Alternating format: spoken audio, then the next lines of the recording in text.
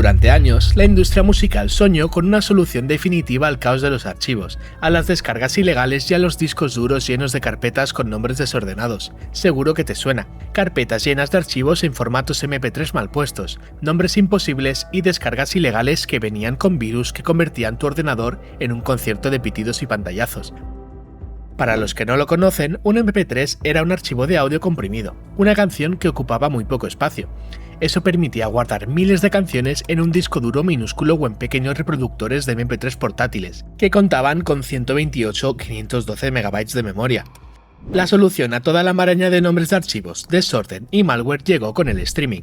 Plataformas como Spotify prometieron algo revolucionario: toda la música del mundo por una pequeña suscripción mensual. Ya no tenías que descargar nada, ni transformar un disco físico a archivos MP3, lo que se llamaba ripear, ni borrar canciones porque tu móvil decía que tenía almacenamiento insuficiente, una frase que nos ha perseguido a todos durante toda nuestra vida. A los comienzos de la década de 2010, Spotify se convirtió en sinónimo de acceso. Millones de personas comenzaron a pagar unos pocos euros al mes para escuchar lo que quisieran, cuando quisieran y donde quisieran. Era la época dorada del streaming, o al menos eso parecía.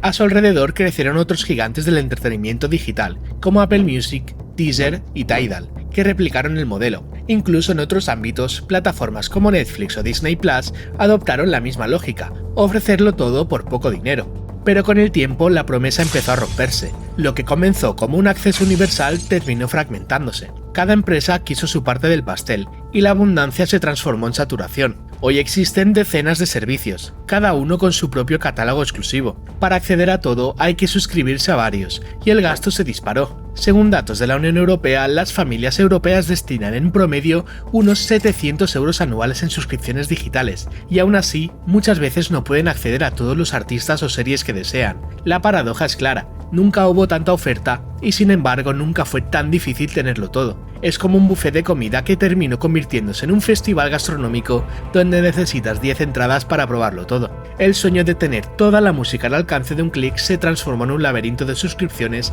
algoritmos y limitaciones. Y con este escenario en mente me surgió la pregunta: ¿realmente poseemos la música que escuchamos o solo la alquilamos por un tiempo? Durante años se creyó que la piratería musical había quedado atrás, enterrada junto a viejos nombres añorados para muchos y desconocidos para otros, como Napster, Ares o Emule. Estos eran programas peer-to-peer, en los que los usuarios anónimos compartían archivos directamente entre sus ordenadores, sin servidores centrales. Tu música salía de tu carpeta local de tu disco duro y viajaba al del otro usuario, como si conectases ambos ordenadores con un cable. Pero la realidad es que la piratería nunca desapareció. Me dio por buscar y, para mi sorpresa, en 2025, las búsquedas en Google de frases como descargar MP3 o convertir YouTube a MP3 alcanzan cifras históricas. Miles de tutoriales en YouTube enseñan cómo hacerlo, y algunos acumulan millones de reproducciones. Lo que antes era una práctica clandestina ahora se muestra abiertamente, disfrazada de truco tecnológico o simple curiosidad, y tras investigar un poco por mi cuenta, descubrí en el portal especializado Headphonesty que solo, en 2024, se registraron más de 17.000 millones de visitas a sitios de piratería musical.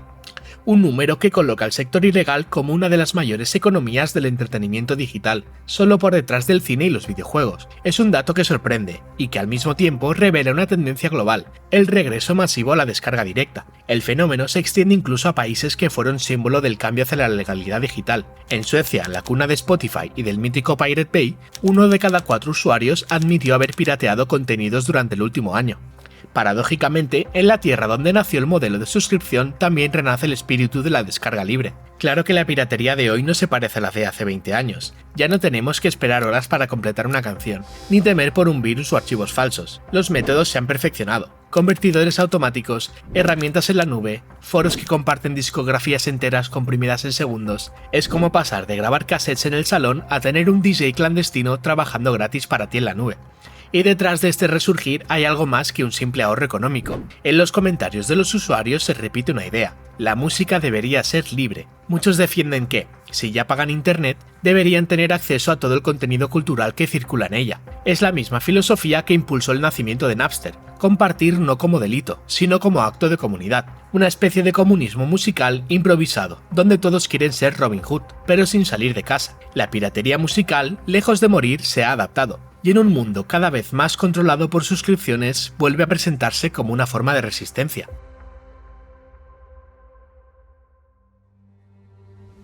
Durante la última década, el streaming ha salvado a la industria musical del colapso, pero no a los músicos. Spotify, Apple Music y otras plataformas lograron algo impensable, que millones de personas volvieran a pagar, aunque sea poco, por escuchar música. Pero ese renacimiento digital tiene un precio que no todos pueden pagar. Hoy, una reproducción en Spotify vale, de media, entre 0,003 y 0,005 dólares. Eso significa que una canción necesita más de 200.000 reproducciones para generar el equivalente al salario mínimo mensual de un país europeo. Y eso sin contar los porcentajes que se quedan las discográficas, los managers o los intermediarios. El resultado, la música nunca se ha escuchado tanto, pero los artistas nunca han ganado tampoco. Emily White, ex directiva de Spotify, ha señalado públicamente que el streaming no funciona para todos. El dinero no fluye correctamente y los artistas con menos volumen se quedan atrás. Aunque los ingresos mundiales del sector han repuntado hasta acercarse a los máximos registrados a comienzos de los 2000, la distribución del dinero es más desigual que nunca. Los grandes catálogos, los éxitos virales y las superestrellas acaparan casi todos los ingresos. En cambio, miles de músicos independientes apenas pueden pagar la factura del estudio o el alquiler de su equipo. Algunos artistas como Tom York o Taylor Swift han criticado abiertamente el modelo, calificándolo de injusto o incluso abusivo. York llegó a decir textualmente que Spotify es el último pedazo de gas que sale del cadáver moribundo de la vieja industria musical, y no es una exageración. Detrás del brillo del streaming hay un sistema optimizado para beneficiar a las plataformas, no a los creadores. El streaming prometía democratizar la música, pero para muchos artistas se ha convertido en una jaula dorada, un lugar donde todos pueden publicar, pero casi nadie puede vivir de ello. Sería algo así como apuntarse a un gimnasio. Todos entran motivados, pero con el tiempo solo sobreviven los pocos con la mejor genética. A medida que el número de usuarios crece, las plataformas ajustan sus algoritmos, reducen los pagos y priorizan las canciones que generan más retención, más clics y más tiempo de escucha. Todo esto cabe en una palabra tan fea como precisa, que me topé investigando: la incentification, un proceso en el que los servicios digitales empeoran con el tiempo. Primero benefician a los usuarios, luego a las empresas y finalmente solo a los accionistas. Durante años nos vendieron la idea de que el streaming era el futuro, todo el catálogo musical del planeta en tu bolsillo, sin esperas, sin límites y sin memoria llena. Pero con el tiempo esa comodidad empezó a tener un costo invisible, la pérdida del vínculo emocional con la música. No sé si te pasa lo mismo, pero cuando tengo todo al alcance de un clic, de repente nada parece tener valor. El streaming convierte las canciones en datos, en ruido de fondo que acompaña el día, pero rara vez lo marca. Y ahí es donde comienza el regreso de una tendencia inesperada, la vuelta a la música descargada, a los archivos guardados y a los reproductores físicos. Un movimiento silencioso, impulsado sobre todo por jóvenes que no vivieron la era del MP3, pero que sienten nostalgia por algo que nunca tuvieron. Para ellos, descargar una canción y conservarla es casi un acto de rebeldía. Significa recuperar la sensación de poseer algo propio, no solo alquilarlo mediante una suscripción que puede desaparecer en cualquier momento. Es la diferencia entre escuchar y construir una relación con la música, elegir qué guardas, qué borras, qué vuelve una y otra vez a tu vida. Críticos como Derrick G lo definen como una forma de resistencia cultural, una respuesta al control algorítmico que decide lo que escuchamos. Mientras las plataformas moldean el gusto colectivo, los nuevos coleccionistas digitales prefieren explorar por su cuenta, compartir archivos en foros o crear carpetas cuidadosamente organizadas. No buscan comodidad, buscan autenticidad. La música vuelve a tener textura, peso, memoria. Yo mismo llego a comparar mi biblioteca de MP3 con una colección de vinilos digitales, imperfecta, personal, pero llena de rarezas imposibles de encontrar en Spotify. Cuando veo a tanta gente volviendo a descargar música, siento que estamos rehabilitando el viejo reproductor MP3, como ese Nokia indestructible que tendrás en un cajón después de 20 años, que lo enciendes por curiosidad y de pronto decide volver a ser tu móvil, alejándote del culto enfermizo a los smartphones. No es solo nostalgia, es una forma de reclamar el derecho a decidir qué escuchas, cómo lo escuchas y cuándo. En un mundo donde todo es efímero, guardar una canción se convierte en un acto de permanencia, una forma de decir, esto me importa, esto quiero conservarlo. Y en esa búsqueda de conexión y autenticidad, el viejo MP3 renace, como símbolo de resistencia frente a la uniformidad del streaming. Algo curioso está ocurriendo en el mundo de la música. Entre tanto teléfono inteligente y servicio en la nube, los viejos reproductores MP3 se están volviendo. Los iPod clásicos, los Walkman digitales y esos pequeños aparatos reproductores de MP3 de bolsillo que parecían obsoletos, ahora se venden por cientos de euros en plataformas de segunda mano. No como reliquias preciadas, sino como símbolos de una nueva forma de escuchar. En TikTok y Reddit abundan vídeos de jóvenes mostrando sus colecciones. Aparatos resucitados, restaurados, personalizados con carcasas transparentes o hasta pantallas retroiluminadas. Es el renacimiento del objeto físico, de la música que cabe en un dispositivo sin conexión, sin notificaciones y sin algoritmos empujando lo siguiente que debes oír. A la vez, están surgiendo nuevos reproductores open source, proyectos creados por comunidades que quieren devolver el control al oyente, dispositivos que reproducen archivos FLAC, MP3 o WAV desde tarjetas SD, sin depender de empresas ni suscripciones. Formatos como FLAC o WAV permiten la máxima calidad de audio, cada uno a su manera. Un FLAC es un audio comprimido sin perder calidad, como un CD que ocupa menos espacio. En cambio, un WAV es un audio sin comprimir y, aunque pese más, es la copia digital más fiel posible de una canción. Estos pequeños objetos de valor devuelven al usuario algo que habíamos perdido, la sensación de propiedad y privacidad. Porque tener algo tangible implica tener control. Cuando tu biblioteca depende de la nube, en realidad no te pertenece. Una canción puede desaparecer de Spotify por licencias, o un artista puede borrar su catálogo, pero un archivo guardado en tu reproductor es tuyo, nadie puede quitártelo. La nostalgia también juega su papel. El clic del botón, la pantalla monocroma, el gesto de desplazarte por una lista de canciones que tú mismo elegiste, todo eso forma parte de una experiencia más lenta, más consciente. Escuchar música sin interrupciones se siente casi como un ritual. Conectas los auriculares, pulsas play y el mundo se detiene. Quizás por eso noto que, incluso en plena era digital, los reproductores MP3 empiezan a tener sentido otra vez incluso para mí, porque representan algo más que tecnología, simbolizan la reconexión con la música como experiencia personal y no como consumo masivo.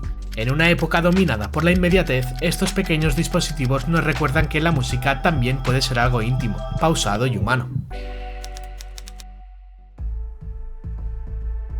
Durante años se nos repitió que la piratería era un crimen, un acto egoísta que dañaba a los artistas y a la industria musical.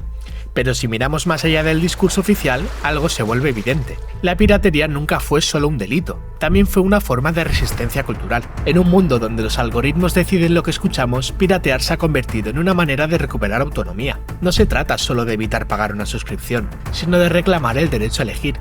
Elegir qué conservar, qué compartir y qué borrar. Cada descarga es una decisión consciente. Esta canción merece quedarse conmigo para siempre. En foros, comunidades de Discord o canales de Telegram, miles de usuarios comparten música perdida, discos descatalogados o mezclas que jamás llegaron a las plataformas oficiales. No lo hacen por lucro, sino por convicción, preservar la cultura frente al olvido digital. Además, hay muchos discos antiguos que nunca llegaron al streaming por temas de licencias. A veces siento que guardar un MP3 es como esconder una chocolatina en un cajón para que nadie te la quite. Porque cuando todo depende de licencias temporales y servidores corporativos, la música corre el riesgo de desaparecer tan rápido como llega. Y justo en este punto es cuando me nace la necesidad de conservar lo que siento que no debería depender de una plataforma. La gente rechaza que su historia sonora dependa de un algoritmo, que decide qué es relevante. Para ellos, la piratería es una forma de propiedad emocional, una manera de construir su propio archivo cultural en un mundo donde nada parece durar. Y aunque la industria la sigue señalando como un problema, la realidad es que la piratería refleja un cambio profundo en la relación entre las personas y la música. Un cambio que tiene que ver con el deseo de autenticidad, de permanencia, de independencia tecnológica. Es el mismo impulso que trae de vuelta los iPods, los archivos locales y las bibliotecas personales. La piratería, en su forma más pura, no es destrucción, es preservación. Es el eco de una generación que se niega a aceptar que todo tenga que pasar por un filtro comercial. Un recordatorio de que la música, antes que una mercancía, es una experiencia compartida, libre y profundamente humana. El futuro de la música no parece estar escrito en los servidores de Silicon Valley, sino en los discos duros, las memorias USB y los pequeños reproductores que vuelven a la vida. Después de años creyendo que la nube era el diseño inevitable, muchos están redescubriendo el placer de tener la música realmente en sus manos. En los próximos años veremos convivir varios mundos. Las plataformas de streaming tradicionales seguirán existiendo, pero junto a ellas surgirán nuevas aplicaciones más éticas, con modelos cooperativos o sin publicidad, donde los artistas recuperen control sobre sus obras. Al mismo tiempo, crecerá el movimiento del consumo offline, escuchar sin conexión, sin algoritmos, sin interrupciones, solo por el placer de hacerlo. Incluso los dispositivos open source creados por las comunidades independientes prometen devolvernos algo que creíamos perdido, la libertad de escuchar sin depender de una empresa. El futuro no será una vuelta nostálgica al pasado, sino una reconciliación con lo tangible, una forma de equilibrar la tecnología con la emoción, la inmediatez con la pertinencia. La piratería y los viejos MP3, más que delitos o reliquias, son señales de un cambio cultural, una reacción a la saturación digital y una búsqueda de autenticidad en el miedo del ruido. Es como si el futuro de la música fuera un remix raro, mitad de alta tecnología y mitad nostalgia. Algo así como ver a alguien usando un smartwatch mientras rebobina un cassette con un bolígrafo. Porque lo que está resurgiendo no es solo una práctica, sino una filosofía. Una que dice, quiero escuchar por elección, no por recomendación. Una que defiende que la música no se alquila, se atesora. Y que recuerda que los algoritmos podrán predecir nuestros gustos, pero nunca entender lo que una canción puede hacernos sentir. Quizás el verdadero futuro de la música no dependa de una nueva app, ni de una mejor tecnología, sino de algo más humano. Volver a escuchar despacio, elegir con intención y conectar sin distracciones. El mismo impulso que llevó a los primeros coleccionistas de vinilos, a los usuarios de Napster y a los fans que llenaban carpetas con MP3, porque al final la música sigue siendo lo que siempre fue, una forma de libertad, de expresión y de identidad. Y pase lo que pase con las plataformas o los formatos, la verdadera música siempre pertenecerá a quien la escucha. ¡Hasta la próxima!